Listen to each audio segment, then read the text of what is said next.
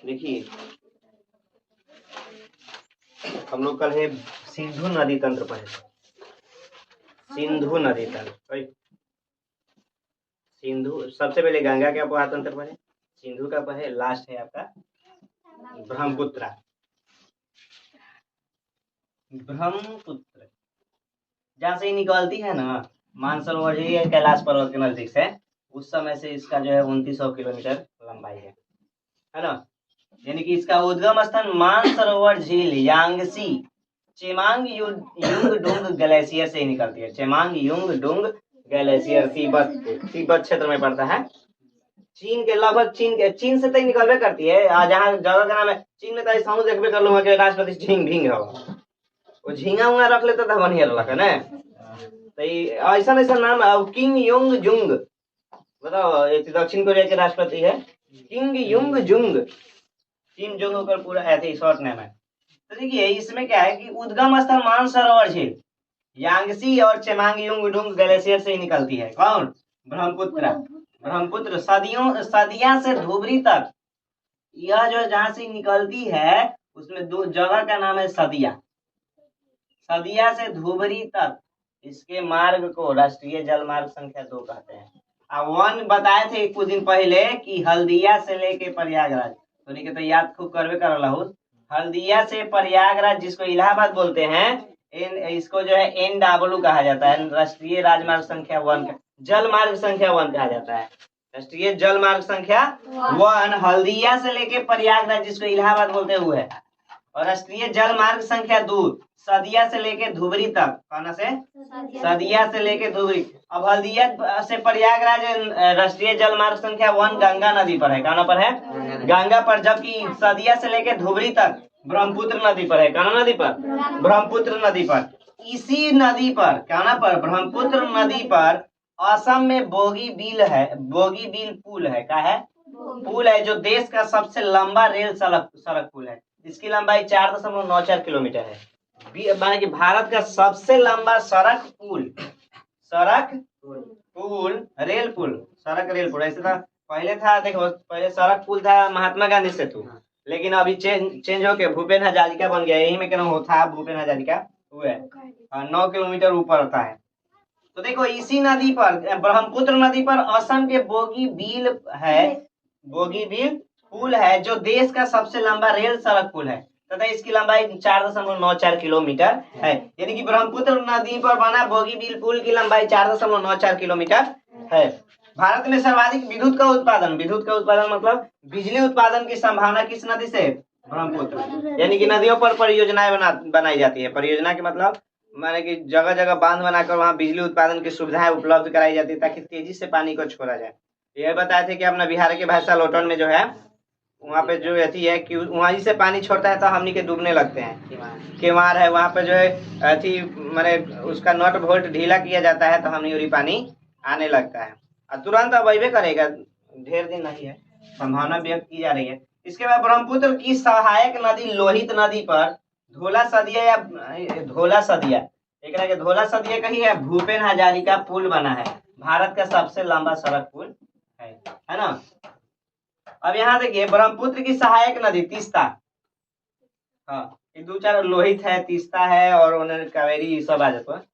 तो ब्रह्मपुत्र की सहायक नदी तीस्ता का उद्गम सिक्किम में चोलामू झील, जो जेमू ग्लेशियर से निकलती है, से होता है। यानी कि तीस्ता नदी का उद्गम स्थान कहाँ है? चोलामू झील।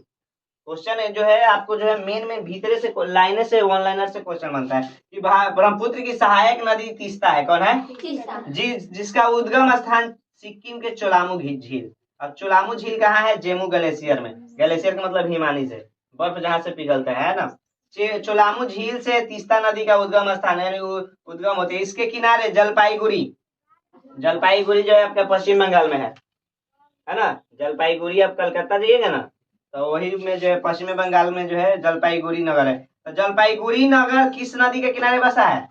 तीस्ता नदी के किनारे। देखो ये इतना में जो है 3-4 गो निकलेगा। सबसे पहले कि तीस्ता किसकी सहायक नदी है? ब्रह्मपुत्र की। तीस्ता कहाँ से उद्गम स्थान है? तो चोलामू झील, जेमू ग्लेशियर, सिक्किम से। जलपाईगुड़ी नामक शहर, यानी कि पश्चिम बंगाल का जलपाईगुड़ी नामक शहर कहाँ से निकलता है? अति कहाँ, किस नदी के किनारे? तीस्ता, चीस्ता ना, चोस्ता कहा था वो खींचे हुए। तीस्ता जलपाईगुड़ी नामक स्थान से, जलपाईगुड़ी नामक शहर जो है तीस्ता नदी के किनारे बसा है। तीस्ता नदी पर जल विवाद होता है। भारत और बांग्लादेश के बीच जो है जल विवाद किस नदी से? तीस्ता नदी जल विवाद जो है भारत और बांग्लादेश, जल विवाद वह होता है कि जब मन जब पनिया छोड़ देता है और जब मन जब पनिया रखल रहता है। बताओ, जब हम के भारत में पानी की जरूरत है, अगर चीन और नेपाल पनिया बंद कर देगा तो हम लोग को पानी नहीं मिलेगा, तो झगड़ा होगा कि नहीं? अब जो है वहाँ नेपाल में अब पानी बढ़ी आएगा, अगर अब वो छोड़ेगा, भारत सरकार कहेगी नहीं तू छोड़बे मत कर, नहीं तो तोरा के नहीं छोड़म, तो ओहुला मारपीट हुई, ने छोड़ी ओहुला हुई और छोड़ी ओहुला। लेकिन समय समय पर क्या होता है, इसका डिमांड होता है। गर्मी के दिनों में जो है बर्फ जो है, माने कि गर्मी के दिनों में ऊपर जो है बर्फ पिघलना रहता है। देखिएगा गर्मिया में ना, मार्च से लेकर उस टाइम तक, उस समय तक वहां पर ठंडा ही पड़ता है, जिसके कारण बर्फ पिघला नहीं रहता है, और नहीं पिघलने के कारण वहां से पानी कम आती है। हमने के गंडक नदी जो है हिमालय से ही, समझो हिमालय से ही निकलती है। नेपाल से निकलने वाली सभी नदियां तो हिमालय से ही निकलती है, तो ये हिमालय से निकलती है, लेकिन ये वहां पर बर्फ जमा है। अब हिमालय की सबसे ऊंची चोटी कौन है? माउंट एवरेस्ट है। 8848 मीटर ऊंचाई पर जो है बर्फ जमा है। अब वहाँ गर्मी पड़ेगा तब ना पिघलेगा। और जब अब देखो ये जो है, अब हमने कभी धीरे धीरे ठंडा शांत होगा तो वहाँ गर्मी जो है बढ़ते जाएगा, क्योंकि धीरे धीरे ना बढ़ता है। अब वहाँ बढ़ेगा तो पिघलना चालू हो जाएगा। अब जून खत्म होगा, जुलाई अगस्त सितंबर में दहाड़ की संभावना भी बन सकती है, पानी छोड़बे करेगा। ब्रह्मपुत्र नदी पर की सहायक जो है तीस्ता नदी, तीस्ता जो है सिक्किम में चोलामू झील से निकलती है, और इस नदी के किनारे कलकत्ता का एक शहर, जो वेस्ट बंगाल का, पश्चिम बंगाल का एक शहर जलपाईगुड़ी है। और तीस्ता जल विवाद, तीस्ता जल विवाद जो है दो देश, एगो भारत, आईबी लिख देते हैं, इंडिया और बांग्लादेश के बीच। तीस्ता जल विवाद किसके बीच? भारत और बांग्लादेश के बीच। तीस्ता पहले गंगा की सहायक नदी थी। तीस्ता पहले किसकी सहायक नदी थी? गंगा। लेकिन अब क्या होता है, उनकी नदियां कभी कभी बहती है तो किरणों से ऐसी हो जाता है, ज्यादा माटी उठा के ले आती है, जलोढ़ मिट्टी एक और रख देती है, तो जब रखती है तो ऊंचास हो जाता है, तो वहां से नदियां क्या हो जाता है, मुड़ने लगता है। अब मुड़ने लगेगा तो कभी कभी जो है कौन बांध तोड़ के एक और नदी बना लेगा, अब वो आगे वाला रास्ता बंद हो जाएगा। तो बंद हो जाता है तो वो जो है लैगून क्षेत्र हो जाता है। लैगून की पहले वहां जो है पानी जाता था, लेकिन अब नहीं जा रहा है। तो तीस्ता पहले गंगा की सहायक नदी थी, लेकिन कोनो कारणों से वो जो है बंद हो गया होगा। और तीस्ता की एक सहायक नदी है जिसका नाम क्या है? रंगीत। तीस्ता की एक सहायक नदी है जिसका नाम क्या है? रंगीत नदी तीस्ता की सहायक नदी है। तो तीस्ता से जो है हम 3-4 क्वेश्चन है कि ब्रह्मपुत्र की तीस्ता किसकी सहायक नदी? ब्रह्मपुत्र। तीस्ता कहाँ से निकलती है? तो पिस्ता से निकलती है ना। तीस्ता कहाँ से निकलती है? चोलामू झील जेमी ग्लेशियर से निकलती है। इसके किनारे जो है वेस्ट बंगाल का एक शहर जलपाईगुड़ी बसा है, और बांग्लादेश और भारत के मध्य तीस्ता जल विवाद हुआ है ना। तीस्ता नदी का एक सहायक नदी, रंगीत किसकी सहायक नदी है? तीस्ता। अब आते हैं दुनिया का सबसे बड़ा नदी द्वीप, दुनिया का सबसे बड़ा नदी द्वीप माजुली। नदियों के बीच में बसा एक आइलैंड, देखा ना उनके मेरी दियर पड़ जाले। अब दियर पड़ जाए कुछ साल तक ले जो है वो डूबे नहीं करेगा, डूबेगा नहीं तो एगो ऊंचा एगो जगह हो जाएगा, तो लोग सोचेगा कि रे चल हमने वही घर बना के बस जाएगा। तो धीरे धीरे क्या होगा कि ऊपर जाके लोग घरों बनाकर बसने लगे, तो वो एगो द्वीप हो गया। क्या हो गया? द्वीप हो गया। चारों तरफ पानियों से घिरा स्थान को द्वीप कहते हैं। अब एगो पातलापुर दियर के नाम सुन लो, बीच अथी में गंगा गंडक घाघरा सोन और गंगा के बीच में, तो वो एगो द्वीपे है समझो। तो असम में ब्रह्मपुत्र नदी पर अवस्थित विश्व का सबसे बड़ा नदी द्वीप कौन है? पूरे विश्व में इसका स्थान है। विश्व का सबसे बड़ा नदी द्वीप जो है माजुली। कौन है? माजुली। वो जो है असम में ब्रह्मपुत्र नदी के तट पर है। असम में ब्रह्मपुत्र नदी के तट पर, जो देश का पहला द्वीपीय जिला भी है, ये एगो माजुली जिला भी है, तो देश का पहला द्वीपीय जिला। अब देखो माजुली को असम राज्य की संस्कृति का केंद्र भी कहते हैं। माजुली जो है असम राज्य के संस्कृति मतलब ट्रेडिशन, रीति रिवाज, कोनो फंक्शन अच्छा होता होगा तो संस्कृति का केंद्र, यानी कि असम के संस्कृति का केंद्र माजुली द्वीप को कहते हैं। वहाँ पर कुछ प्रोग्राम अच्छा होगा। अब देखिए कुछ नाम है ब्रह्मपुत्र नदी का जो है, हर एक जगह, जैसे गंगा को उधर पद्मा बोलते थे, जमुना ऐसा ही कुछ बोलते थे, है ना। तो यहाँ पर देखो ऐसा ही कुछ है नाम इसका, कि तिब्बत में ब्रह्मपुत्र को सांगपो नाम से जाना जाता है। तिब्बत में ब्रह्मपुत्र को किस नाम से जानते हैं? सांगपो। अरुणाचल प्रदेश के दिहांग में ही भारत में प्रवेश करता है ना। भारत में कहाँ प्रवेश करता है? अरुणाचल प्रदेश में दिहांग, तो इसको जो है दिहांग नाम से जाना जाता है। अरुणाचल प्रदेश में ब्रह्मपुत्र को लोग क्या कहता है? दिहांग कहता है। अरुणाचल प्रदेश में इसको, ये जो है अरुणाचल प्रदेश के नमचा बारवा में प्रवेश करता है। भारत में अगर क्वेश्चन पूछे ब्रह्मपुत्र किस स्थान पर? नमचा बरवा, अरुणाचल प्रदेश। कहा?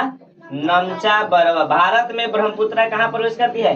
नमचा बरवा। बांग्लादेश में ब्रह्मपुत्र और गंगा की संयुक्त नदी को हम लोग पद्मा कहते हैं।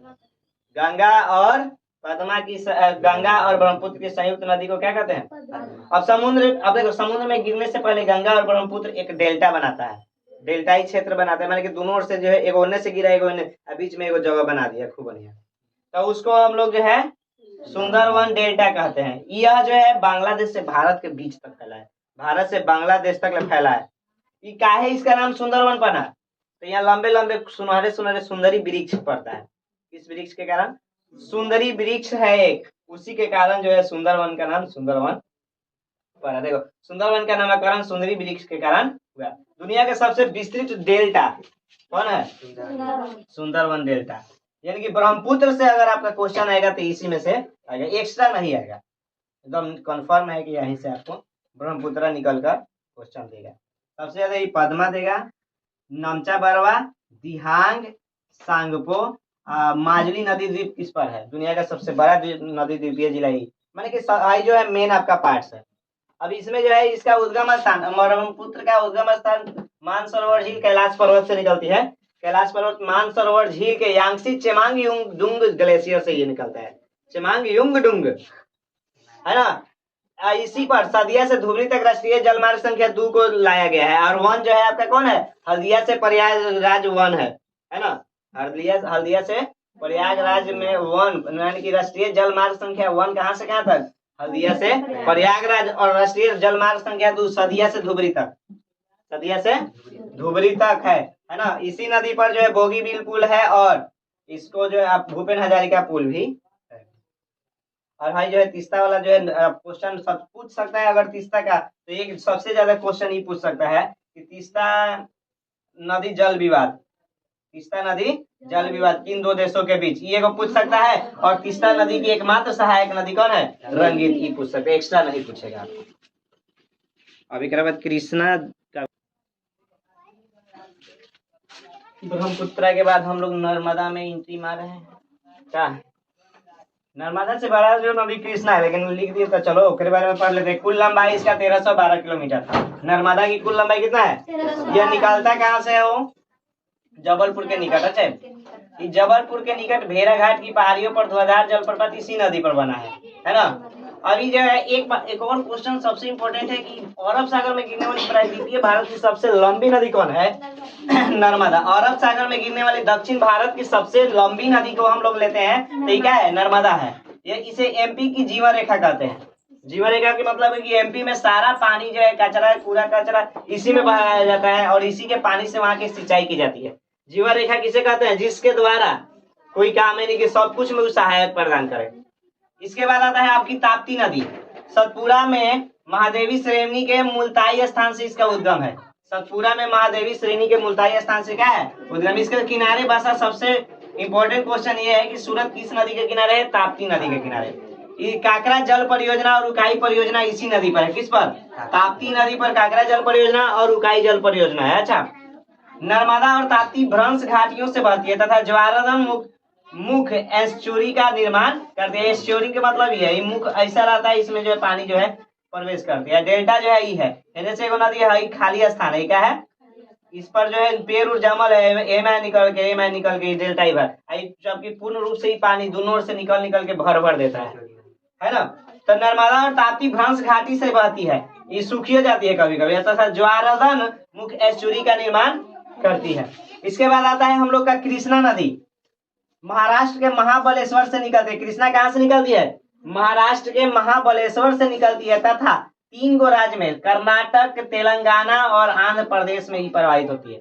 3 राज्य कर्नाटक, तेलंगाना और आंध्र प्रदेश में प्रवाहित होते होते ये लास्ट में आकर किसमें गिर जाती है?